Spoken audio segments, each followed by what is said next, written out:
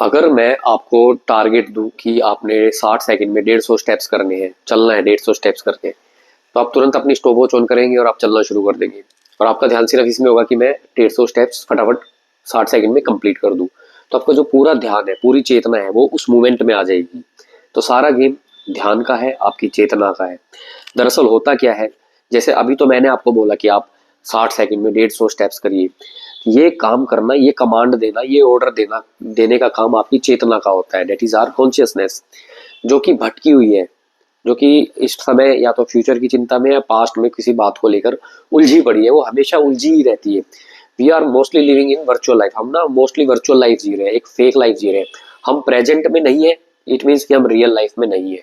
आप present situation में नहीं है तो आप रियल लाइफ नहीं जी रहे हैं। तो ये प्रॉब्लम क्रिएट करता है, ये रियल कोज है। और हमारा माइंड वीक होता है। ये एक्चुअली उन लोगों के साथ में सिचुएशंस आती है, जैसे किसी की बॉडी वीक होती है, किसी किसी की, तो वो क्या करता है, वो वर्कआउट करता है, प्रोटीन वाली डाइट लेता है, अच्छी डाइट लेता है, हेल्दी डाइट लेता है, तो वो अपनी बॉडी को स्ट्रॉन्ग करता है जिम में जाकर। Same it is as it is brain का। तो देखो कोई जिम होता नहीं है, इसका वर्कआउट तो सिर्फ मेडिटेशन है, माइंडफुलनेस है इसका वर्कआउट। इसकी डाइट क्या है? इसकी डाइट है कि आपने अच्छे विचारों को अपने अंदर लेके आना है, जो नेगेटिव थॉट्स है। लेकिन आपके थॉट्स तो आपके कंट्रोल में ही नहीं है, तो आपको घबराहट होती है। अभी कुछ लोग मेरे को कहते हैं कि मुझे ही नहीं पता मुझे क्यों चिंता होती है, अब मेरा क्यों मन घबराता है। शुरुआत तो होती है ओवर थिंकिंग से। आपने ज्यादा सोचा। आप एक टाइम में जब आप छोटे थे, या आप जब भी आप आज से 1 2 साल 3 साल पहले, शुरुआत होती है इसकी जब आप ज्यादा सोचना शुरू करते हैं, आप ओवर थिंकिंग शुरू कर देते हैं, हर चीज को लेके नेगेटिव सोचते हैं। फिर धीरे धीरे ना आपके विचार नेगेटिव ही बन जाते हैं। फिर क्या होता है, जब नेगेटिव विचार होते हैं तो आपके इमोशंस नेगेटिव होते हैं, और जब हमारे इमोशंस नेगेटिव होते हैं तो इसका इम्पैक्ट पड़ता है हमारे हॉर्मोन्स पे। फिर हमारे हॉर्मोन्स नेगेटिव होने लगते हैं, और फिर जब हम लॉन्ग टर्म तक अपनी बॉडी को नेगेटिव और स्ट्रेस देते हैं, तो कुछ हॉर्मोन्स होते हैं जिसको हम बैड हॉर्मोन्स बोलते हैं, जैसे कि कोर्टिसोल वगैरह। तो हमारी बॉडी कंटिन्यू इसी को रिलीज करती रहती है, और हमारी बॉडी के सारे फंक्शन क्रैश हो जाते हैं। और अगर इसको लॉन्ग टर्म तक किया जाए, क्रोनिकली करा जाए, तो ऑटो इम्यून डिसीजेज होने का डर रहता है, जैसे कि थायराइड, या फिर आपका बीपी हो गया, शुगर हो गया। ये सारी ऑटोइम्यून डिसीज होती है, बिकॉज इस पे आपका कंट्रोल नहीं होता। तो मैं लोगों को ये बोलता हूँ कि सबकॉन्शियस माइंड तो बाद में है, पहले आपका कॉन्शियस माइंड है। आपका कॉन्शियस माइंड, आपका ब्रेन, आपका मन, आपके दिमाग आपका कंट्रोल में होना चाहिए।